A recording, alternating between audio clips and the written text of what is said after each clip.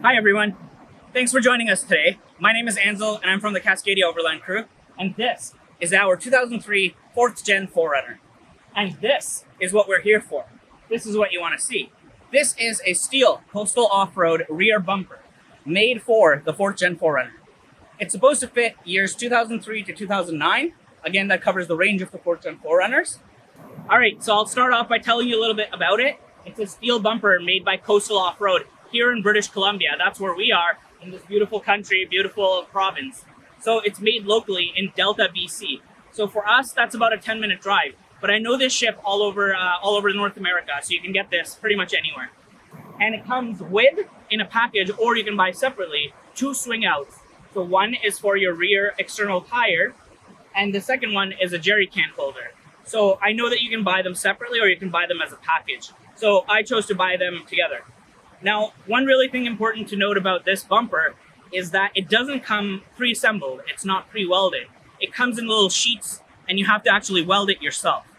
So you either weld it yourself or you pay somebody to weld it. Now, I'm going to talk about pros and cons of this bumper, so stick around until the end to find out what I like about it and what I don't like about it. Okay, so let me show you how it actually works. So these 2 swing outs are attached by ball joints over here, right here, and then same thing on the other side.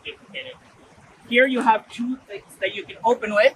So you pull it out, and it swings right out. Now, this one actually has 2 features, 2 latches. One latch is on the outside, and one latch is on the inside that you have to pull up. So I pull it up, pull this down, and it comes right out. And that's what the latch on the inside looks like.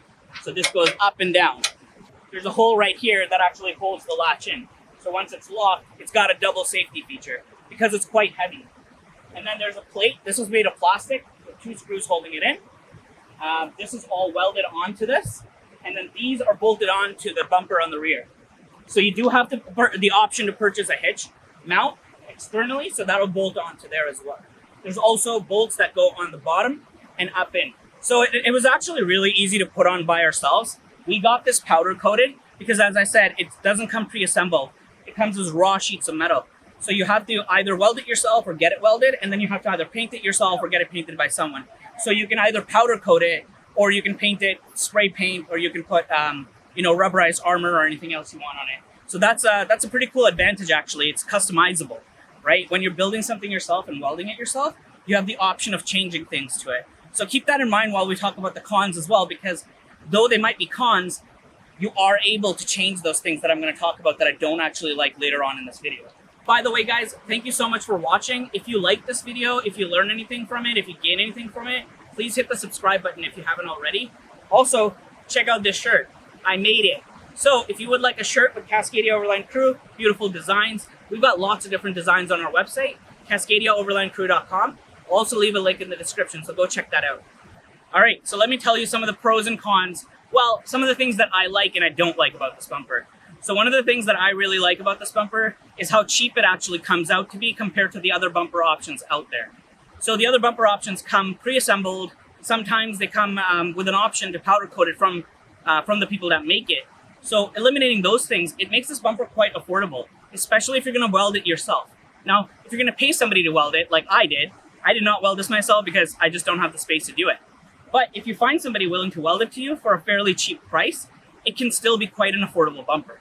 It's a very good option and very good alternative to some of the other options out there. The next thing that I really like about this bumper is how awesome it looks. I mean, it looks pretty freaking sick, in my opinion. So that's definitely a pro. Now, obviously, there are the natural things, the reason why you buy a bumper. Okay, the reasons why you buy this bumper is it provides a lot of clearance apart from the factory bumper. So lots of clearance, really, really helpful in crawling behind those rocks on the rear. It's very nice.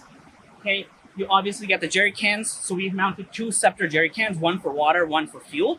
So when we're going on those long journeys, we really don't have to worry about extra fuel because we've got 20 liters worth. The spare tire. So on these 4th Gen 4runners, the spare tire is actually at the bottom. So if you hit a rock on it, or you get a big stick poking right through, anything. Let's say you're on a trail, you're stuck in a stream like we have been. We've been stuck there. How are you going to get that? How are you going to get that tire off, right? This tire is really easy to take off and put back on. Now, granted, this is a pretty big tire, So it takes a little bit of muscle to lift it up.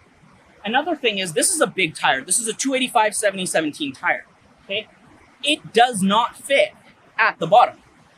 Unless you like smash some things and change it a little bit, it won't fit at the bottom where the spare tire goes. So this is actually really helpful for having a spare tire, especially on a trail. If you lose a tire, get a sidewall puncture, you just pop this one off, install it, and you're good to go. So the next thing that I really like about it is how easy it actually is to install. It's a bolt-on bumper. It does not need to be welded onto your vehicle, okay? It does need to be welded when you get it, but after that, you can just throw it on, put some bolts in, and you're good to go. So when I took this to get powder coated, we got it powder coated, and in the parking lot, my wife and I, Allison and I, we actually put it on ourselves, and it was pretty easy. So I'm gonna go through some of the things that I don't really like about this bumper, and I'm gonna be brutally honest. So if the people who make these bumper are listening, you know, I love this bumper, but there are some things that just could be better thought out, okay? For example, oh, and before I go on, remember, you're welding this yourself or getting somebody to weld it for you, so it is customizable. Don't forget that. So these issues that I'm about to mention to you can fairly easily be fixed by yourself. So one of the things that I don't like, here, watch this. So these jerry cans, I've got locked with a lock here. So you open this, you flip this down, and then this comes up. Okay, when it goes up, come check it out. Smash. It's gonna hit that glass right there, and it's gonna break it. So you have to be pretty damn careful when opening this. So what we always do, the general rule is never take these jerry cans off unless the rear tire carrier is actually fully open. So then there's no chance that you're gonna smash that. But if you're not careful, if you forget, if somebody else does it, they might not know or you might not remember. So keep that in mind. That's one of the cons that I don't like. What you can do to fix it most likely is just install a little stopper right here at the back and it'll be good to go. Okay, so the next thing that I don't personally like about this bumper is how weird and difficult it is to actually adjust it so it balances evenly on there. It's advertised as easy adjustment, but trust me, a few of us did it, and it's not easy by any means. Basically, to make any kind of adjustments, you have to take the entire swing arm off, tighten or loosen these bolts, and then put it back on. So if you loosen this one more, the bumper swing out on this end will actually go a little bit higher. Whereas if you tighten it, it'll go a little bit lower. So that's how it works.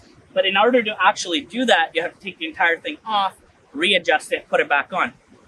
And the issue with adjusting it again and again is the more you go out, the more it shakes. The more you shake, the more your vehicle shakes, the more looser those bolts actually get. And you don't want to put, I don't want to put Loctite on it. So it definitely loosens things up. So I have to keep taking it off every now and then and readjusting and re-putting it back on. That's annoying. Okay, another thing. All right, so the next thing that I'm going to tell you about that I really, really don't like, which was an easy fix right from the beginning, and something that I wish the designers had really thought about before pushing this bumper out, is when you open this, it doesn't lock in place.